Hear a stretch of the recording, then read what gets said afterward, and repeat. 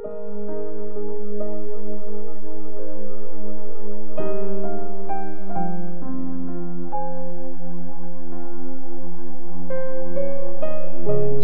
chapter 21.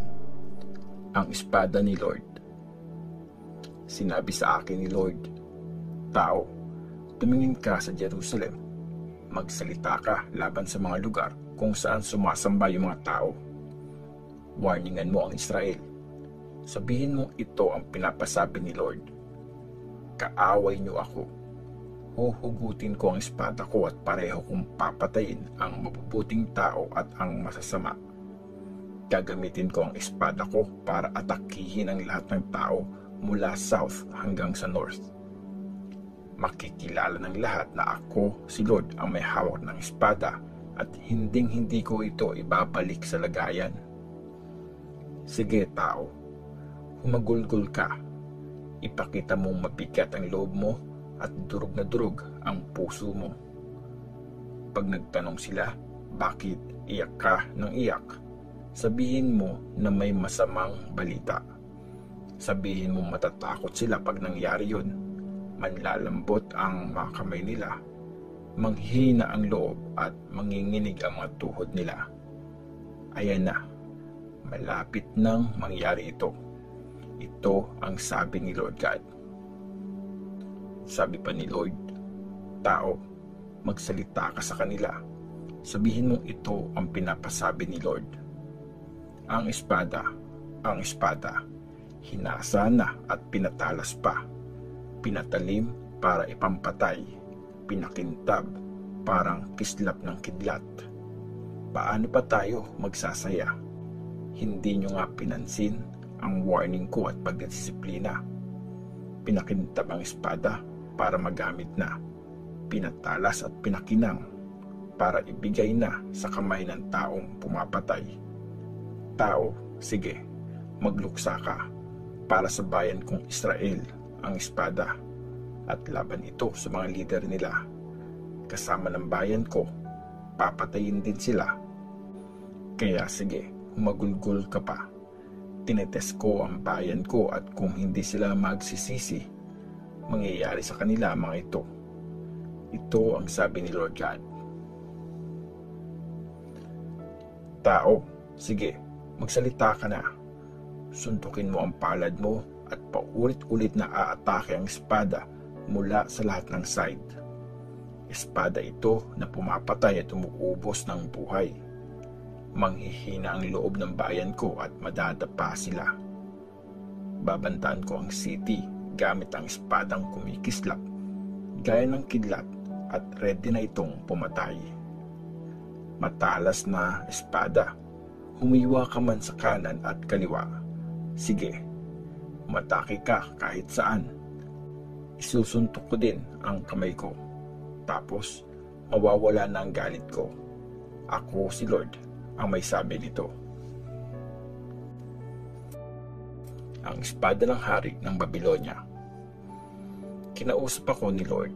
Sabi niya, "Tao, mag-drawing ka ng 2 ruta para sa hari ng Babylonia. Doon siya dadaan, dala-dala ang espada niya. Mag-i-start ang mga ruta sa parehong lupain.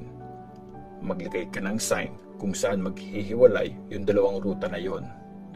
Yung 100 papunta sa Rabla na capital city ng mga Amorite. At yung kabila naman papunta sa Juda at sa Jerusalem na may matitibay na pader. Tatayo ang hari ng Babylonia sa lugar kung saan maghihiwalay ang 2 ruta. Tapos, gagamit siya ng panghuhula para malaman kung anong daan ang pipiliin niya. Aalugin niya yung mga araw sa lalagyan. Kukonsulta siya sa mga Diyos niya at i-check yung atay ng hayop na sinacrifice. Mabubunot niya sa kanang kamay yung araw na may sign na Jerusalem. Yun ang signal na lulusob na sila. Sisigaw sila, magtatambak ng mga lupa na kasing taas ng pader ng city. Pababaksakin nila ang mga pader at gate gamit ang makinang panggera.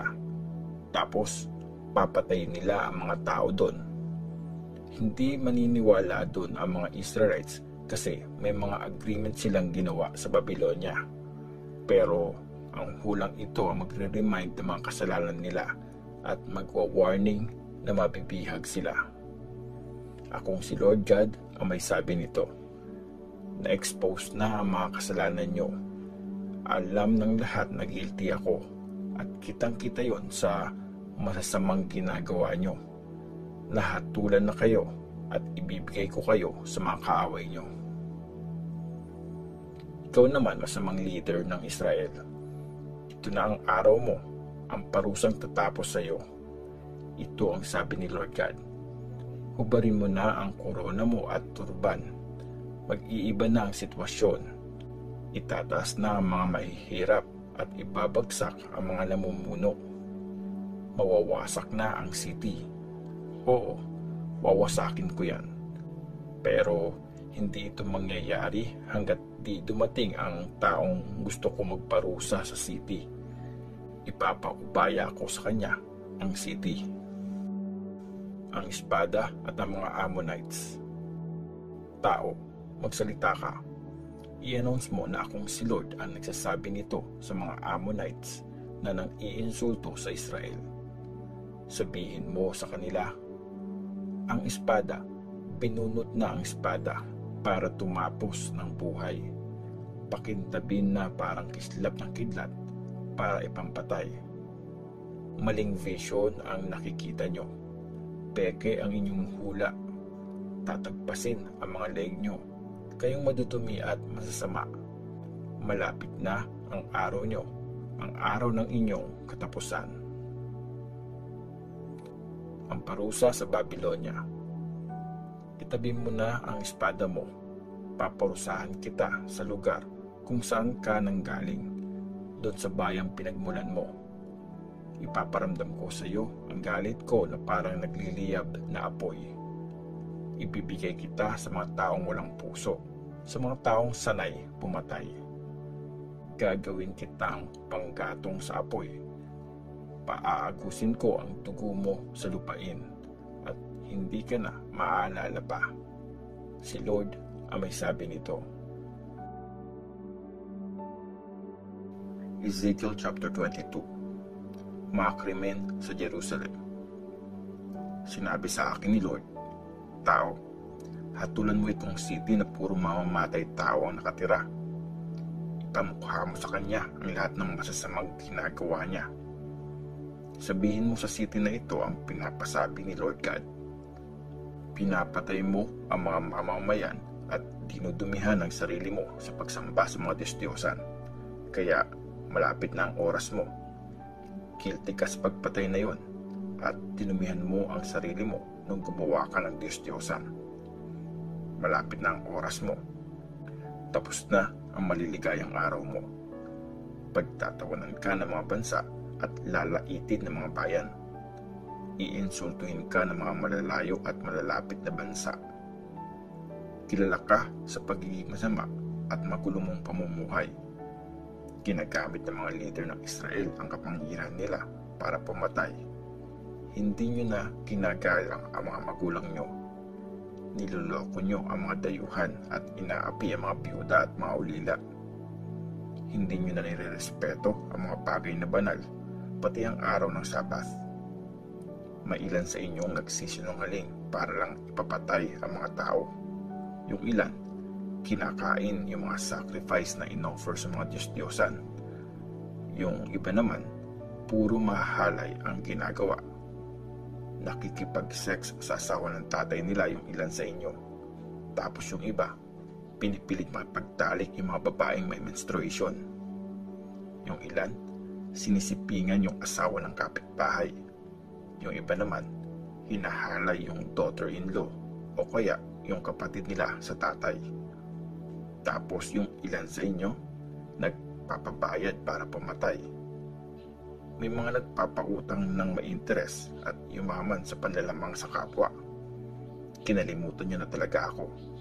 Si Lord God ang may sabi nito. Kaya ngayon, paparusahan ko kayo dahil sa mga pagnanakaw at pagpatay nyo. Sa tingin nyo ba may matitira pa kayong tapang o lakas kapag tinapos ko kayo. Akong si Lord ang nagsabi nito at gagawin ko ito. Ikakalat ko kayo sa mga bansa at lupain at tatapusin ko ang kasamaan nyo. Tapos, iinsultuhin kayo sa ibang mga bansa at makikilala nyong ako si Lord. Kailangang linisin ang Jerusalem. Sabi sa akin ni Lord, tao, wala nang kwenta sa akin ang mga Israelites. Para na lang silang latak ng mga tinunaw na silver, bronze, tin, bakal at tingga pag dinadaan sa apoy yung mga metal. Ako si Lord God. Sabihin mo sa kanila na dahil useless na sila, dadalhin ko silang lahat sa Jerusalem, kagaya ng mga silver, bronze, tin, bakal at tingga na pinagsama-sama at tinunaw sa malakas na apoy. Tutunawin ko sila sa tindi ng galit ko. Oo, ikagather ko sila, isasalang sa nag-aapoy kong galit at tutunawin ko sila. Matutunaw sila sa Jerusalem gaya ng silver na tinunaw sa apoy. Tapos, makikilala nilang ako si Lord, ang nagbuhos ng galit sa kanila. Mga kasalanan ng mga leader ng Israel. Kinausap ulit ako ni Lord. Tao, sabihin mo sa Israel na sa araw ng pagpaparusa ko, para siyang lupain na marumi at ni hindi naulanan. Yung mga leaders ay para mga layon na umaatake at lumalapas sa mga hayop. Pinapatay nila ang mga tao, kinukuha ang mga pera at ari-arian, at marami ang nabiyuda dahil sa mga pagpatay nila. Hindi sumusunod sa batas ang mga priests at pinababoy nila ang mga bagay na banal. Para sa kanila, wala nang pinagkaiba ang banal at hindi. Hindi na nila tinuturo ang pagkakaiba ng malinis at maduming bagay. Binabaliwala pa nila ang araw ng Sabath. Hindi na tuloy ako nire-respeto ng mga Israelites. Yung mga leaders naman nila, para mga wolf na walang awang na nalapa ng mga hayop. Pumapatay sila para yumaman. Pinagtatakpan ng mga prophet ang mga kasalanan nila, kagaya ng pagpintura ng puti sa maduming pader. Puro peking vision ang nakikita nila at nagbibigay sila ng mga maling hula. Kiniklaim nila na galing kay Lord God yung sinasabi nila. Pero ako si Lord, hindi totoong nagsalita ako sa kanila. Nandadaya at nagnanakaw ang mga mayayaman. Inapi nila ang may hirap at walang pakundangang sinasamantala ang mga dayuhan. Humanap ako ng isang taong gagawa ulit ng pader at tatayo kung saan kumuho ang mga pader. Siya ang dedepensa sa city para hindi ko yun wasakin. Kaso, wala akong nakakita kahit isa.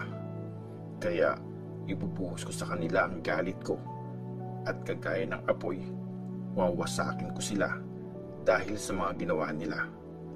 Akong si Lord God ang may sabi nito.